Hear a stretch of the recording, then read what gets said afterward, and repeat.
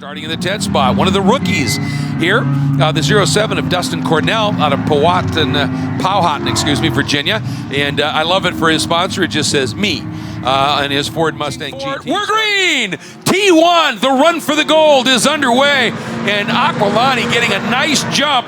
Candelaria has got to be a little bit careful here because Mark Bowden's so experienced. He's going to try and get down the inside. Candelaria having none of it, shutting the door. Ave trying to tightrope around the outside, and don't think he's going to be able to get that done. So right now, kind of looks like everybody is just sort of settled in for the most part up front in their quality positions. Yeah, Aquilante, always a fantastically lightning quick starter. And when he goes out qualifying, he typically qualifies on his first flyer. But look at the abreast into the left hook and a surprise dive move there by the number 4. That was a super aggressive move by Ann Doherty. I don't know that she actually made it work, but boy, she's up on the wheel right off.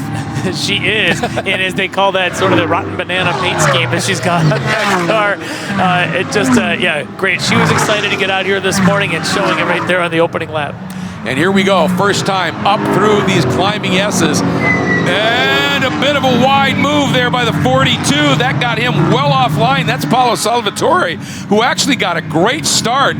He started back in 11th, and I think he's up to about 9th. So good start. And you can see he, too, is up on the wheel, pushing really hard early.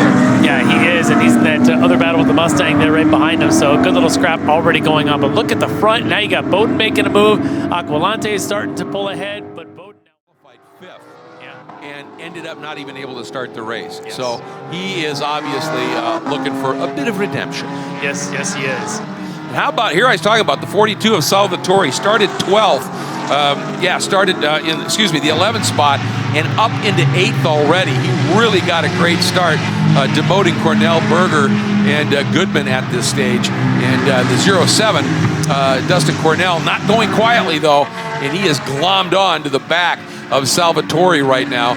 And then that Porsche of Thad Berger just laying back a little bit here, and that's Berger occupying the last spot in the top 10 right now. You definitely do, otherwise you're giving up time. And right now, Aquilante, Bowden, and Candelaria are not leaving even an inch out there. No. They're all going for it, trying to pull away from Ave, who had his 3 races on this track yesterday. I can't imagine how tired he was last night or even this morning. That's for sure. Oh, I'm sure he slept like a baby. But he has to get right back up again and get back into another race car, which I would almost suspect might be the easiest of the cars. He drove a GT2 car yesterday, a GT3 car, and then, of course, the prototype in P2. So getting into this That's GT4, a neck stretcher, that is. Yeah, GT4 might just be like driving the limousine around. I mean, compared to those things, but yet it's a beautifully fast GT4 AMG. Yep, absolutely.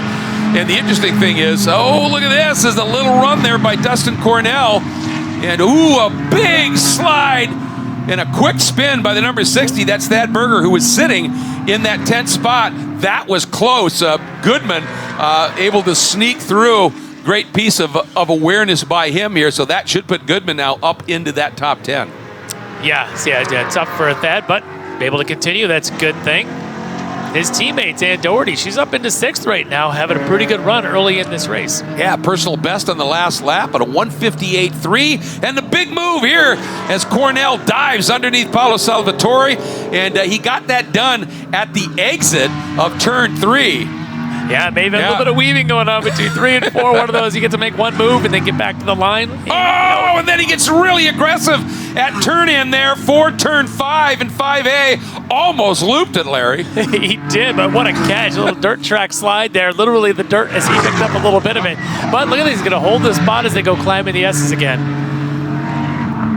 This is absolutely one of the most enjoyable pieces of a racetrack ever here, up through the climbing S's.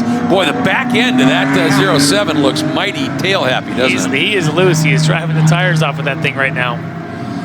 And it's great as long as you got the reflexes to catch it and use it for rotation and not have it just absolutely pitch on you there. And that's one of the things that, Salvatore, that slowed him up out of the most important corner here. And if you overrun that corner and then you got to tighten up on the wheel and that back end slides around, even if you don't get into the dirt, you've lost momentum. Yeah, look at Cornell now. They're just able to pull away just a little bit, coming off that oak tree with that little bit of a drop in the tire there for Salvatore. Now Paolo's got to settle back in. He's watched Dustin go around him. He's watched him even grab a little dirt down there in the snake. And now Paolo's got to figure out where he can go. But I think he's starting to settle in. And Paolo Salvatore, as you see there, is our Hawk Performance Breakthrough winner. And that's an award from Hawk Performance that's presented on Wednesday of the middle of our 3 qualifying days. And what it is whoever makes the biggest leap, the biggest time improvement from Tuesday to Wednesday qualifying gets that award, loading them so much in the corners, right? But when you've got a car, especially that it runs at the weight of a T1 car, you've got to accelerate that weight and brake as well. And that also takes a toll on tires. Yep. It absolutely does. And we can see here in this battle for 8th right now, Paolo Salvatore back on the back at Dustin Cornell. Lots of great racing yet to come here in the run for the gold in T1. He is going to be on the charge. And these guys, their own duel here for this 8th spot. And for a minute there, Salvatore had gone around and then ran wide. That's up in Oak Tree, saved it, but killed his exit speed. And before they even got out of the corner, Cornell was backing through. Yeah, those 2 Mustangs, different generations. Of course, the S197 in the Dustin Cornell, and then the S550 Stewart there. ends up in 5th, and look at this duel. These guys are still at it here.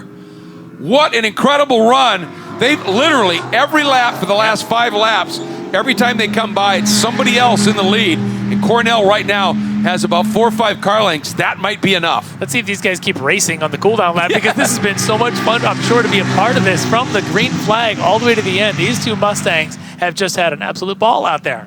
And you know what? Yes, this is the battle for 7th, but they are going to get out of the car, and the grins as Cornell nails it are going to be ear to ear because it was such a great scrap. And yeah, you want to be up on the podium, but you know, you just had a great race at the runoffs. Yeah. You're going to be loving every minute of it.